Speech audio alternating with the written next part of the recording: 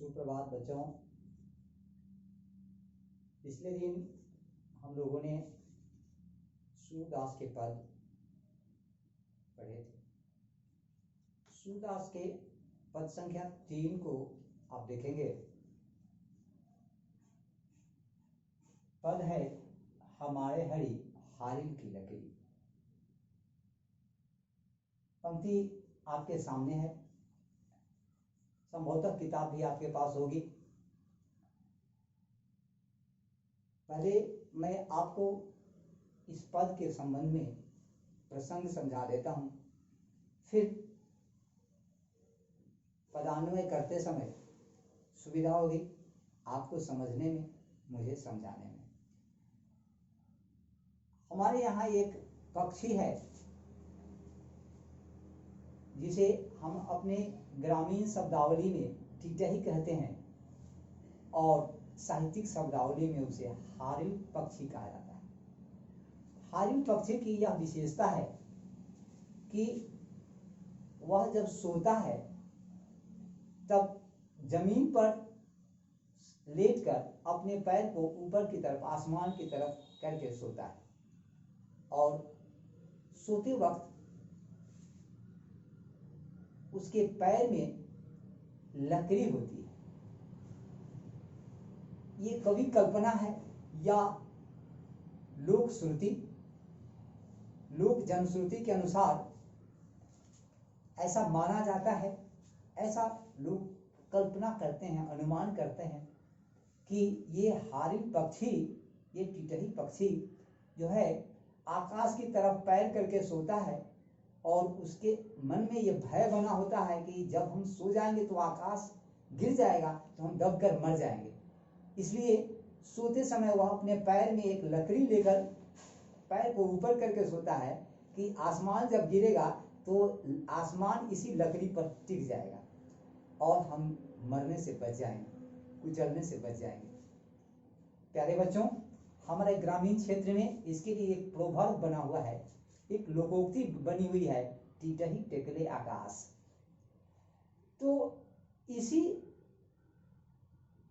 संदर्भ में कवि सूर कहते हैं कि जैसे उस हारिल पक्षी के मन में यह विश्वास है कि हमारे पैरों में पकड़े हुए ये लकड़ी से आसमान रुक जाएगा, आसमान हमारे सिर पर नहीं गिरेगा, उसी तरह लकड़ी पर जितना उसको भरोसा है वैसा ही भरोसा ब्रज की गोपियों को अपने श्री कृष्ण पर था। गोपियों का ऐसा दृढ़ विश्वास था कि कृष्ण हमें छोड़कर कहीं नहीं जाएंगे और वह कृष्ण जब मथुरा चले गए हैं, ऐसी स्थिति में उद्धव जब उन्हें ज्ञान मार्ग का संदेश देने आए हैं तब गोपियां व्यथित हो गई हैं और अपनी व्यथा व्यक्त करते हुए कवि के शब्दों में कह रही हैं, हमारे हरि हारिल की लकड़ी। श्री कृष्ण हमारे लिए वैसे ही अंतिम संबल हैं जैसे हारिल पक्षी के लिए वो लकड़ी। तो ये प्रसंग है प्यारे बच्चों। अब मैं आपको पदान्वय करके बतलाऊंगा। पदान्वय के पहले मैं चाहूंगा कि इस पद को जरा एक बार मैं गा कर आपको बतला दूं ताकि आप इसकी गहराई में प्रवेश कर सकें और कवि के भाव से अपने भाव का तादात्म्य कर सकें। कवि जो कहना चाहते हैं अगर पाठक उसको उसी रूप में अपना लेते हैं तब वो कवि से उनका तादात्म्य हो जाता है। तब कविता में कवि क्या कहना चाहते हैं उस भाव बोध पर जब पाठक चला जाता है तब अपूर्व आनंद की अनुभूति होती है और उसे शब्दों में व्यक्त नहीं किया जाता है। तो आइए अब हम देखते हैं पद की आवृत्ति और पदों की गेयता। संभव है बहुत कुछ छूट जाए, मैं अपनी भावना से कुछ गाऊंगा, कहूंगा, आपको कुछ दूसरा ही स्वर अच्छा लगे, आपकी गेयता में, आपकी विद्वानों की समझ में कुछ और दूसरे ढंग से हो, तब हमें सुझाव भी देंगे और मेरी इस तुतली बोली के लिए, मेरे इस छोटे से प्रयास के लिए, भूलों के लिए क्षमा करेंगे। क्योंकि ये मैसेज सिर्फ हमारे बच्चों के बीच नहीं जा रहा है, अन्य बुद्धिजीवी लोगों के बीच भी जा रहा है। इसलिए आप सब बुद्धिजीवियों से करबद्ध निवेदन है कि मुझसे जो कुछ भूल हो जाती है, कुछ कमी रह जाती है, इसके लिए आपका सुझाव वंदनीय होगा। मैं आपके सुझाव के लिए सदा विनम्र अभिवादन करता हूं। हाँ, तो अब मैं जुड़ता हूं अपने छात्रों से। प्यारे छात्रों, मैंने कहा था हमारे हरी हारिल की लकड़ी, हरी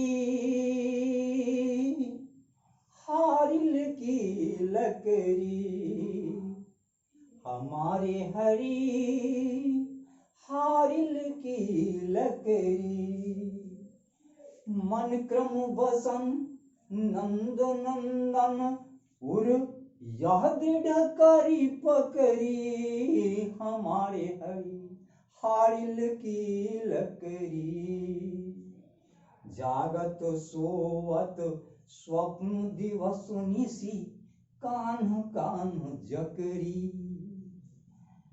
सुनत जोग लागत है ऐसो, ज्यों करुई ककरी, हमारे हरी हारिल की लकड़ी,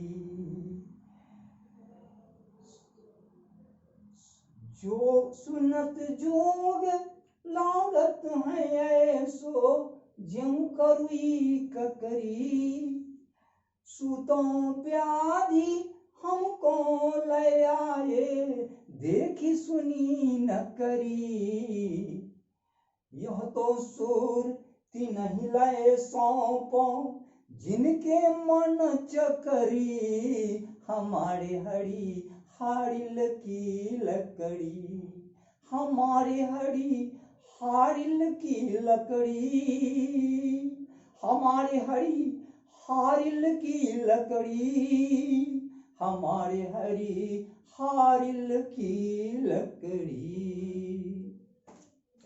प्यारे छात्रों, कवि सूर यहाँ बतला रहे हैं कि ब्रज की गोपियां उद्धव को अपना उपालंब देते हुए, उद्धव से शिकायत करते हुए कह रही हैं कि हे उद्धव, हम तो कृष्ण के प्रेम में एक निष्ठ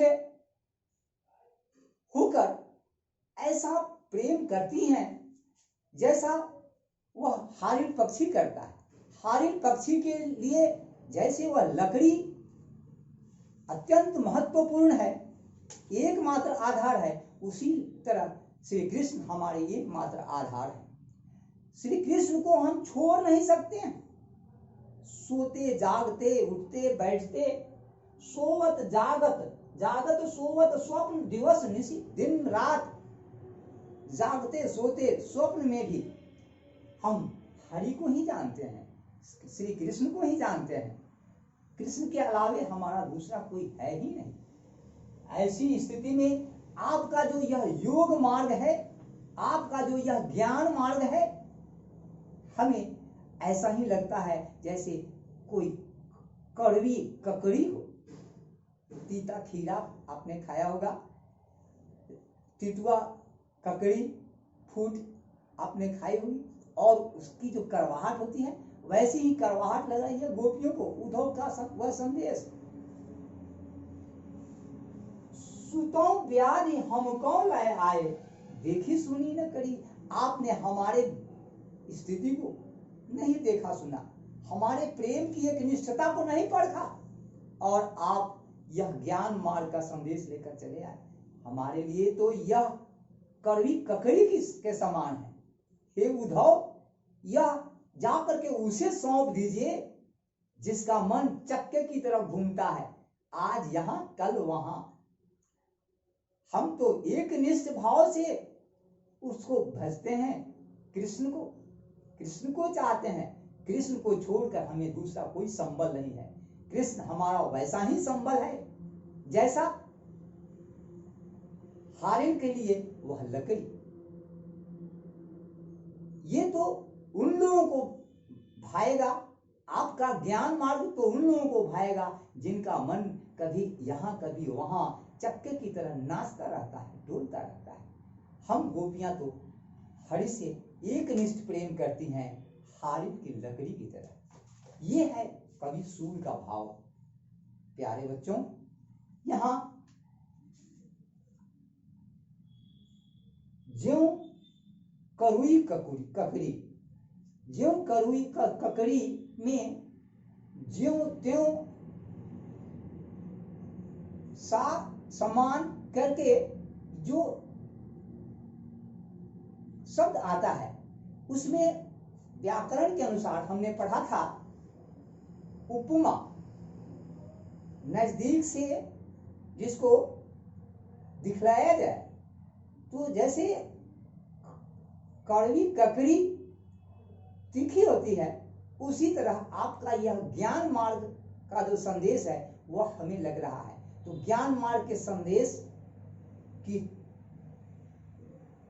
तुलना कड़वी ककड़ी से की गई, इसलिए ज्यों त्यों शब्द का वाचक शब्द के रूप में प्रयोग करके कवि ने जो यहाँ उपमा अलंकार का उदाहरण प्रस्तुत किया है वह अप्रतिम है और हम छात्रों के लिए अनुकरणीय है। प्यारे छात्रों, भाव कुछ इसी ढंग का है। गेयता अगर आपको पसंद आई हो तो आप लिख भेजेंगे, कुछ कमी होगी उसे भी सुझाव के रूप में भेजेंगे। फिर हम अगले पद को देखेंगे अगले दिन। आज के लिए इतना ही, धन्यवाद।